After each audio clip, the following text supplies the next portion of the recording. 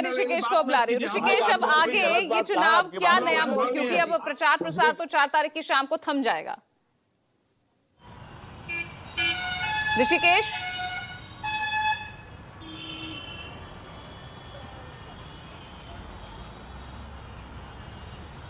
ठीक है, जयंत जी बोलिए। जयंत जिज्ञासु जी ये कह रहे हैं कि ये अनपढ़ वगैरह वगैरह बोलने वाले लोग, इनकी पार्टी के जो राष्ट्रीय अध्यक्ष हैं वो 12वीं पास, लेकिन इनके अपने जो नेता हैं प्रशांत किशोर, वो बताते नहीं क्या है। लेकिन ये मेरिटोक्रेसी नहीं है ना, डेमोक्रेसी है।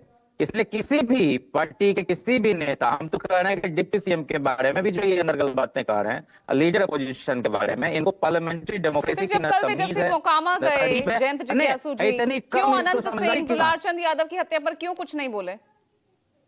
नहीं, हमारी पार्टी की जो नेत्री हैं और जो पूर्व मुख्यमंत्री रहे राबड़ी देवी जी जाकर मिली हैं उस परिवार से।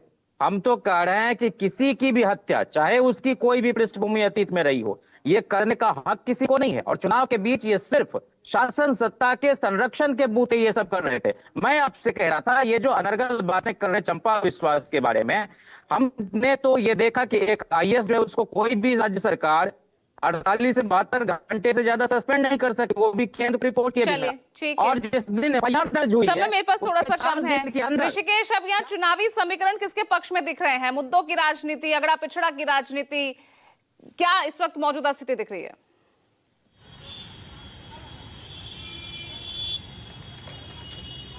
पूजा, ये सवाल हमसे है? हाँ ऋषिकेश प्लीज। हाँ देखिए पूजा, यहाँ जो चुनाव है, यहाँ लोकल, यहाँ उम्मीदवार और जो चुनावी मुद्दे हैं उसे कहीं ज़्यादा लोकल मुद्दे पर चुनाव लड़े जा रहे हैं। कहीं जातीय समीकरण इम्पॉर्टेंट है, कहीं वहाँ के लोकल समीकरण इम्पॉर्टेंट है। और नीतीश कुमार अभी भी सभी गठबंधन पर भारी पड़ रहे हैं।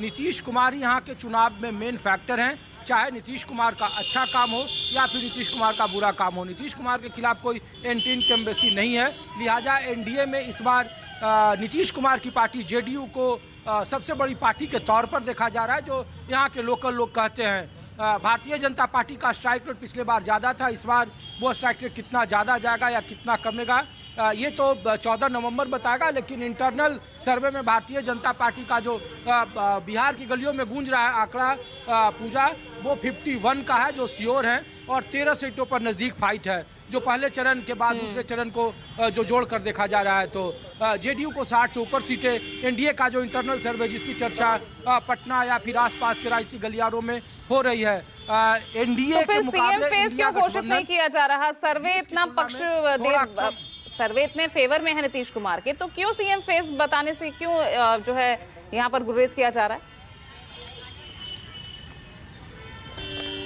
वो तो आप पटना में जब प्रधानमंत्री के साथ गाड़ी पर ललन सिंह घूम रहे थे तो ये बात सबसे ज़्यादा चर्चा में आई पूजा, और लोगों ने पूछा कि क्या ये फॉर्मूला पहले ही से तय हो गया है क्या। हालांकि उसका दूसरा पक्ष यह है कि नीतीश कुमार ताबड़तोड़ रैलियां कर रहे हैं और जहां वो जा रहे हैं वहां से वो पटना वापस नहीं लौट रहे हैं, उसके आगे बढ़ रहे हैं, इसलिए नीतीश कुमार पटना में मौजूद नहीं थे। लेकिन प्रधानमंत्री पटना आए, रोड शो करें, पटना में करें, और नीतीश कुमार आगवानी न करें, नीतीश कुमार उनकी गाड़ी पर न हो, इसका दूसरा पक्ष भी है, दूसरा संकेत भी है, और इस संकेत के कई सारे मायने निकाले जा रहे हैं पूजा। इसीलिए नीतीश कुमार के नेतृत्व की चर्चा जरूर हो रही है, लेकिन मुख्यमंत्री होंगे या नहीं होंगे इस पर सस्पेंस है। इसीलिए जो बीजेपी के जो नाराज तबका है, आप कह सकते हैं, जो बीजेपी में किनारे लग गया।